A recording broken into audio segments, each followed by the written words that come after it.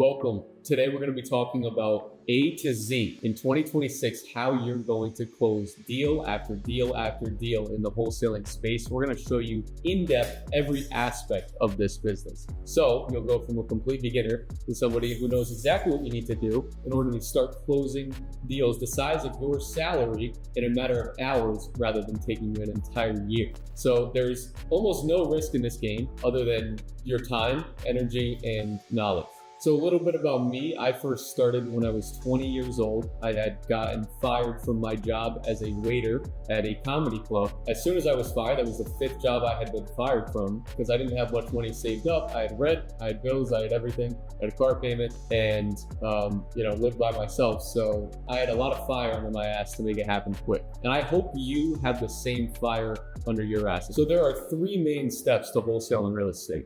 First step into wholesaling, we're going to deep dive number 1, which is lead generation, and how to generate those is completely up to you. There's a ton of different ways. We're going to go over some of them right now. You can do cold calling yourself, or you could have a VA do it. Cold calling yourself can be free unless you're using a dialer. A dialer is a way to make yourself more efficient. Now these VAs do use dialers. It's still a little bit time intensive to go through a dialer, but it does save you time and energy when you have all your phone numbers uploaded and it calls 3 people at a time. The first one to pick up the phone call, the other 2 calls drop. So it's more efficient at getting more conversations out. So that's a little bit of a quicker way. A dialer is typically around $150 per month. So, there's a ton of choices out there. There's smartphone, call tools, Mojo dialer. That's just a few. You can look it up. That's a way if you can't afford a VA, then you just do the dialing yourself. I would definitely suggest that. Then there's also methods like driving for dollars. In driving for dollars, you can leave notes. You can just take down the address and skip trace it yourself and call them that way as well. You can do virtual driving for dollars. So this is completely free. That you don't have to use gas. You just drive around with Google Earth and look for properties that look like they need someone to come in there with a cash offer, meaning only an investor could buy it. Because if they can't sell it retail, then they have to sell it what? Wholesale. In every business, there's wholesalers and there's retailers. If they cannot sell it retail to an end consumer because the bank can't fund them, then the wholesaler's job is to come in and create that cash offer that basically any investor needs to pay. They'll make a small margin, $25,000 typically, for connecting those dots for the flipper and the seller. They're just doing the marketing to find the seller and then finding the flipper their deals. It's a win-win because the seller just needs to sell quickly for whatever reason, and then the buyer gains an investment profit. There's also yard signs or bandit signs. You put those out as many as you can in places ideally where the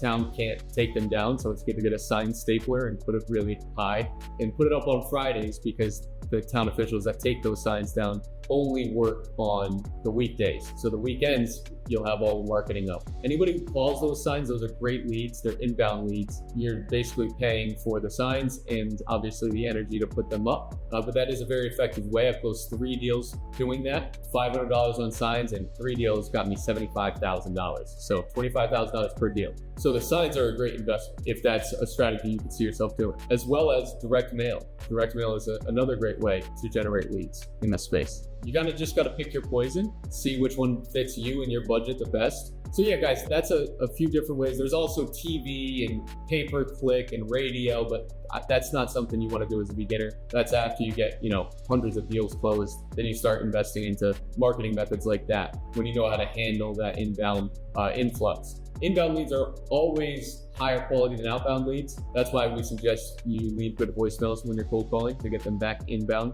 But yeah, all these tips on cold calling, that's something that we can help you with for sure. Tonality, stuff like that. When we work with our students, that's what they end up getting really good at, or at least making offers to the cold calls that their VA is doing. That right there sums up lead generation. And next, we're going to move into acquisitions. Step number 2. Acquisitions has always been my favorite part of this business because you are there to create a win-win scenario. And I love doing that. That's like what I live for. In fact, I think that's what good business is where everybody wins. So you are looking for the problem that the seller has and how you are the best person to solve it. And you explain that clearly. That's all your focus is. When you are an acquisition manager, you're going to learn the art of this, okay?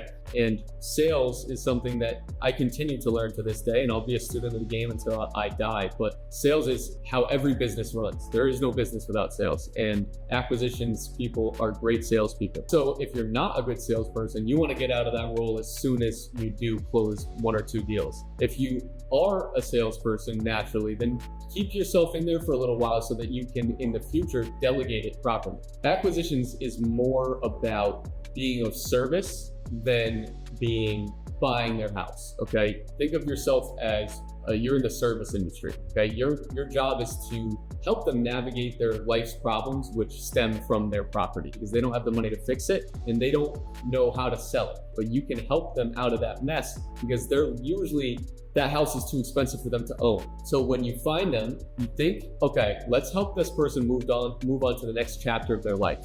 I love helping sellers move. That is very, very valuable. It gets deals done too. So you find them their next place and even cover their moving expenses. As long as you have enough spread on the deal, $3-4 grand for some movers is worth it if you're making $50,000, right? So when you come in with a helping hand and you say, listen, at the end of the day, this is what it's worth to an investor. We have to put money in and then sell it retail. The best part about that, working with us though, is that money's not the only thing that matters here. It is also the time frame, the commissions. This is key, guys. You save them 6% in commissions and another 3% in closing costs. And then on top of that, all the work that needs to be done to the property, guess what? They want to sell that house retail. The bank's going to come in and say, fix the roof, 10 grand, fix the plumbing, 5 grand, fix the electric, another 5 grand. All of these things add up. And if they couldn't fix it in the first place, they're not going to be able to fix it when the bank asks. So they have to understand the only way they can sell this property is to an investor. And what an investor is willing to pay has been analyzed by you and your team. You're paying top dollar as an investor price, and you are there to assist them in extra ways, okay? Maybe they have a problem tenant, you do a cash for keys agreement with that tenant, and then you move that cash for keys agreement to the buyer. All of these ways that you can help a seller, that's where the fat deals come from. So when you do have leads come in, focus on motivation, okay? You're gonna focus on time frame. These are the 4 pillars: time frame, motivation, price, and condition. And here's the order you're going to do it. When you get on the phone with a seller, you're going to say, hey, the condition of this property is the first thing I need to go over. Okay. Obviously, after they tell you they want an offer, you need to know what kind of shape it's in. So you ask the seller, what do I need to do to this property to make it absolute mint condition? 2025 HGTV ready, mint. And then you have DASI pulled up. It's on the App Store. It's DASI, Deal Analyzing Software Intelligence. This is what it looks like right there. Click that. And then you are going to, I own this house right here. We're going to run it through DASI. It needed a roof. I did that already. Needed windows. I did that already. Exterior painting. I did that already. Okay. It still needs a kitchen. It needs 1 bathroom to be remodeled. Interior painting, flooring. It needs electric, HVAC, plumbing, and some insulation. Okay. That is what this property needs. Now, because DASI knows that area and it knows exactly how much that will cost per item, now I know exactly what I can offer based off of the $42,000 repair budget. I have the anchor, which is where I start the negotiation, and I have the maximum allowable offer, which is where if I get higher than this, I make no money. In fact, at this number, you make no money. That's what you sell it for. You could sell this deal, you could wholesale this deal for $170. Okay, so anything you have under that is your profit. And you know this right away, right when you talk to the seller. Now you just need to convince them to get to your number. And you start with the anchor. And here's how you're gonna say the anchor. Typically, my financial department likes to be anywhere from $130,000 to $140,000 for property like this. Now, what they're gonna say is fuck no, most of the time, about 99% of the time. And that's okay, because every negotiation starts with the word no. From there, you explain why your offer is actually a good offer, because they could go and try to put in the work and sell it for mint condition price of $300,000 when it's all fixed up after $50,000 worth of work, which they're never going to do. Or they could sell it to an investor, which they're going to eventually have to do anyway. If you can communicate this to them and explain that the benefit of working with you is that you make it extremely hassle-free, quick, no bank inspection, so no a ton of out-of-pocket expenses that they can't afford, which could be 10, 20, 30 grand that they're gonna have to pay just to sell it. No commissions, no closing costs. That is very, very valuable to a lot of people, especially if they're on a tight time frame or they have a tenant that's not paying them. They can't sell it on the market with a tenant that's not paying them. So you look for problems like that. You come in with that quick, hassle-free cash offer. You use Dossi so that you know exactly what to offer, and then you lock that contract up with DocuSign. And then the third aspect of this business is dispositions. Now we're going to deep dive that. Dispositions is where you are selling these contracts to a cash buying investor, and that cash buying investor needs to trust your opinion of the actual value of the property. There are a lot of wholesalers that don't know what they're doing because they're going and building their buyer's list before they have a fucking deal. You have to understand that this is not some type of business you want to blacklist yourself from before you even get started. People need to trust your opinion of value, and that's the biggest challenge for a beginner is they don't know what a deal is yet. If you're using Dossi, you're gonna have a better idea for sure.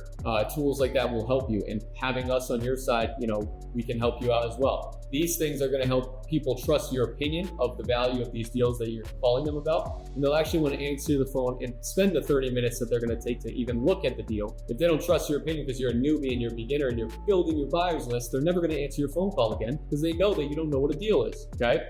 When it comes to selling your deal, I always recommend using a company like us who loves to help you and then joint venture with you to actually dispose of these deals, at least for your first few deals. Because if you have no track record and no deals under your belt, buyers are going to sense that, you're going to know that, they're going to know that, and you're not going to have enough confidence to actually sell the deal. They're not even going to really take the time to look at your deal if they know you're a beginner. So you want some deals under your belt. I always suggest doing that with us at first. But if you really want to do it the hard way, go build your buyers list, but just make sure you have a deal under contract first. You can use sites like PropStream and use the cash buyers feature. You can also go on Facebook groups. Just beware when you're on Facebook groups that a lot of people are going to try to daisy chain your deals. They're wholesalers posing as cash buyers just trying to daisy chain, which is awful. You want to qualify your buyer. So luckily, we have connections that we built over 7 years and 600 deals that we know a buyer or two, and we know which one is the best for the deal and how to get top dollar for every deal. We actually had a YouTube video with a gentleman named Adam. He owns 42 properties. It was his first wholesale deal. We met at the gym, 25-year-old kid, very successful in real estate. He didn't want to take this particular property down, and he knew I was a wholesaler. He could have wholesaled it for 135. He had under a contract for 125. I sold it for 168. He made an extra 10 grand for working with me because I knew how to get top dollar for that particular deal. I knew who to call, and I got the highest bid. So when you work with guys like us, you're not only going to assure that your contract actually turns into dollars and you don't waste your time on that contract, but you also get top dollar with us. We can get you that max amount that this property can be wholesaled for. All right, guys, so I hope you gained a lot of value today. I really want you to focus on 3 things when you're in this game. Those 3 habits. You want to remove yourself from them as soon as you feel that you're ready to manage those people, okay? So you should have some experience under your belt, especially when it comes to acquisitions before you delegate it. And then once you do delegate that position, you are running your business from the top. You're working on it rather than in it. So we're doing this for freedom, guys. You want to be wherever you want across the world in Paris and get a contract signed because your acquisition manager locked it up for you, while you were vacationing. You want that freedom to be with your friends and family. That's what we're doing this for, okay? So wholesaling is a very scalable, repeatable business model that can give you that freedom. And if that is your goal, is to create a business that runs without you, you are in the right place. And we are more than happy to help you. That's why we're doing this. That's why I put this time and energy into this YouTube video, because I want to do deals with you. I want to help you. We can help you hands-on. If that's what you guys want, just reach out to us on Instagram at Enterprises Elite. And also, we'll have a link in the description as well if you want to apply to work with us. So with that said, I just gave you guys $1 million worth of game. I hope that you guys can implement it, and I really look forward to closing a wholesale deal with you.